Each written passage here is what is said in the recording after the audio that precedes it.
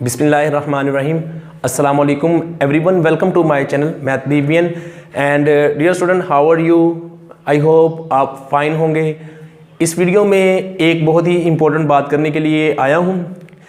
Last video में मैंने आपको बताया था कि बोर्ड ने नंबर ऑफ शीट जो हैं, पेपर जो हैं वो रिड्यूस कर दिए, कम कर दिए। जो आपको एग्जाम में मिलेगा ना 9th और 10th के लिहाज से आपको पेपर करने के लिए मिलेगा, बोर्ड ने उसकी जो शीट्स की तादाद है उसको कम कर दिया है। तो इसके रिस्पॉन्स में बहुत से स्टूडेंट का मैसेज आया और बहुत से स्टूडेंट पूछ रहे थे कि इसकी कम करने की वजह क्या है। और दूसरी बात ये कि अगर हमारा पेपर जो हम लिख रहे होंगे वो पूरा ना हम कर सके तो हम क्या करेंगे, हमें प्रॉब्लम हो जाएगी, इस तरह से हो जाएगा, उस तरह से हो जाएगा। बहुत से डाउट हैं, तो उन डाउट्स को क्लियर करने के लिए हाजिर हुआ हूँ। इंशाल्लाह इस वीडियो को देखें पूरा, आपके डाउट्स भी क्लियर करूँगा। और आपके जो इसके बाद कोई भी अगर आपके माइंड में क्वेश्चन होगा तो आप वीडियो के नीचे कमेंट कर देंगे, इंशाल्लाह मैं रिप्लाई करूँगा और आपकी हर तरह से हेल्प करने की कोशिश करूँगा। तो बात दरअसल ये है कि नंबर ऑफ़ शीट जो कम की हैं उसकी भी कुछ रीज़न है। देखिए, बुक्स जो हम पढ़ते हैं उसमें जो बुक पढ़ने का मकसद ये होता है कि हमने बुक को पढ़ के हासिल क्या किया है, ठीक है। और जब हम पूरी बुक पढ़ते हैं एक साल में और उस बुक का एग्ज़ाम देते हैं हम 2 आवर्स में, 3 आवर्स में, तो उस जो 3 और 2 घंटे होते हैं उसमें आपकी जो इंटेलिजेंस है, पर्सनैलिटी है, उसको चेक करना होता है, आपकी राइटिंग स्किल्स को चेक करना होता है, ठीक है। तो उसमें ये होता है कि पहले जो था वो शीट्स ज़्यादा थी और स्टूडेंट जो थे वो बहुत ज़्यादा, कुछ लोग ऐसे थे जो अननेसेसरी यानी कि गैर ज़रूरी मालूमात, इन्फॉर्मेशन वहाँ पे लिखते। क्या होता था, एग्जामिनर को भी चेक करने में प्रॉब्लम होता था और उनको नंबर भी नहीं मिलते थे। इस तरह से ये होता था कि जो दूसरे स्टूडेंट हैं जिन्होंने शॉर्ट लिखा होता है, कंसाइज लिखा होता है, उन पे असरअंदाज होता है एग्जामिनर का माइंड। जब वो चेक कर रहा होता है वो देखता है कि यार, फिर वो थोड़ा सा उसका माइंड चेंज होता है। तो जो स्टूडेंट दूसरे होते हैं उनके लिए उनको भी प्रॉब्लम होता है।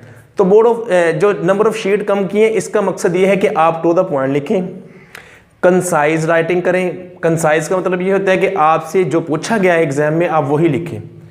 आपको गैर ज़रूरी मालूमात लिखने का फ़ायदा ही कुछ नहीं है। जो पूछा है आपको उसके नंबर मिलेंगे। अगर आपने गैर ज़रूरी मालूमात दे दी, लिखी, आपके उससे 2 नुकसान होंगे। नंबर 1, आपको नंबर नहीं मिलेंगे, उसके नंबर ही नहीं मिलेंगे, ठीक है। नंबर 2, आपका टाइम ज़ाया होगा, ठीक है। नंबर 3, जो उसमें प्रॉब्लम आएगा वो ये आएगा कि टाइम भी ज़ाया होगा और साथ वो आपकी जो शीट है वो बढ़ जाएगी, ठीक है ना। तो उसमें ये होगा कि आपने ज़्यादा लिखा, फिर ये वाली प्रॉब्लम्स क्रिएट होंगी। उनके कहने का मकसद यही है कि आप अपनी राइटिंग को लिमिटेड करें, शॉर्ट यानी कि करें, कंसाइज करें। दूसरी दुनिया में जब जाएं तो वो वहाँ पे इस तरह के एग्ज़ाम होते हैं, वहाँ पे ये नहीं होता कि 7-7 पेजेस की डिटेल लिख दो। वहाँ पे ऐसा नहीं है, वहाँ पे वो ज़्यादा स्किल चेक करते हैं, मतलब भी ज़्यादा से ज़्यादा क्वेश्चन दे के बच्चे को चेक करते हैं, स्टूडेंट को चेक करते हैं कि इसने क्या है। पढ़ने के बाद उसने अपने माइंड में उसको सेव कर लिया, उसको समझ आई है, क्या वो एग्ज़ाम में लिख भी सकता है, नहीं लिख सकता है तो वो क्या अच्छा लिख सकता है, उससे उसको अच्छे मार्क्स मिलेंगे। इस तरह की वो जो है वो स्किल्स चेक करते हैं। तो इसी तरह से ही ये सिस्टम हमारा भी जो है इंट्रोड्यूस कर रहा है कि बहुत से जो काफ़ी अर्से से जो देखने में आया ये है कि क्या उसका नाम है, शीट ज़्यादा होती हैं और स्टूडेंट कोशिश करते हैं कि इसको फुल भर दें, अच्छे नंबर आ जाएंगे, और रिज़ल्ट उसके रिवर्स आता है।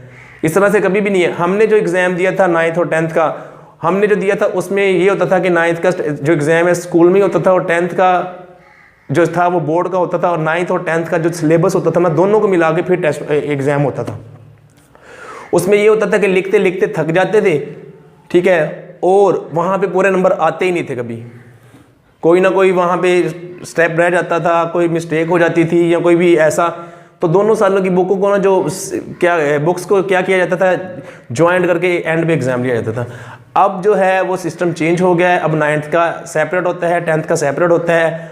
और अब एक और जो अमेंडमेंट यही हुई है कि बोर्ड ने जो शीट्स हैं वो कम कर दी हैं। ये मैं कहता हूँ बहुत अच्छा हुआ है उन स्टूडेंट के लिए जो ब्रिलियंट वे में, इंटेलिजेंस वे में पढ़ते हैं, करते हैं काम, और उनके लिए भी अच्छा है। जो कमज़ोर हैं वो इतने बड़े सवाल याद नहीं कर सकते, उनको प्रॉब्लम होती थी। अब वो ये है कि वो ज़्यादा से ज़्यादा कॉन्सेप्ट लें, आइडिया लें बुक का और अपने माइंड में स्टोर करें और उसको लिखें। एंड वाली बात ये करूँगा कि अपने आप को जर्नलाइज करें। अब जर्नलाइज 9th 10th में मैं आपको कह रहा हूँ अपने आप को जर्नलाइज करें।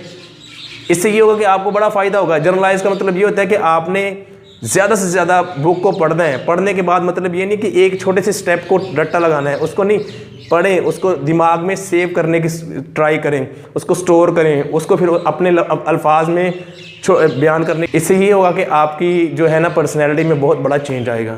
आई होप ये वीडियो अच्छी लगी होगी। इसको लाइक कर दें, अपने फ्रेंड्स को बता दें और मैथवीबियन को सब्सक्राइब कर लें, क्योंकि ये प्योरली एजुकेशनल चैनल है। अगर आप 9th में हैं या 10th में हैं तो भी आपको यहाँ पे FSC की मैथ मिलेगी। अगर आप FSC में हैं तो यहाँ पे BSc का कोर्स पढ़ा हुआ है, और अगर आपने BSc भी कर ली है और जॉब की सर्च में है तो आपको यहाँ पे मैथ के टिप्स एंड ट्रिक्स मिलेंगे और स्टैटिस्टिकल के नोट्स भी मिलेंगे। Thank you for watching this video.